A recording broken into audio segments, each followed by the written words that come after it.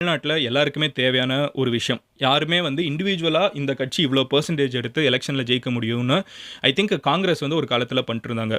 But Congress முடிந்த காலகட்டத்திலிருந்து இதுவரைக்கும் தமிழ்நாட்டுல எந்த கட்சியுமே எம்ஜிஆரா இருக்கட்டும், இப்போ கருணாநிதியா இருக்கட்டும், அ ஜெயலலிதா, நம்ம யாரனாலும் சொல்லிட்டே போகலாம். யாருமே வந்து அப்படி இண்டிவிஜுவலா வந்து நான் மட்டும் என் கட்சிய நம்பி நிக்கிறேன் அப்படின்னு சொல்லிட்டு தலைமை தாங்கி எலக்ஷன் ஜெயிச்சதே கிடையாது.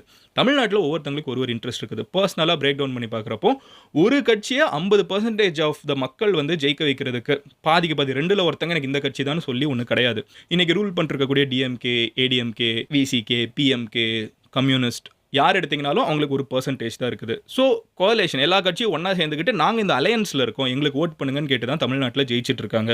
இந்த ஒரு மீட்டிங் ஒருவேள திருமாவளவன் அவர்கள் வந்திருந்தாங்கன்னா, இவங்க கூட ஒண்ணா போக போறாங்கங்கிற மாரி டிஸ்கஷன் இருக்கும். காரணம் கொஞ்ச நாளுக்கு முன்னாடி விஜய் அவர்களே வந்து அந்த ஸ்டேஜ்ல சொல்லியிருப்பாங்க. நாங்க ஓப்பன்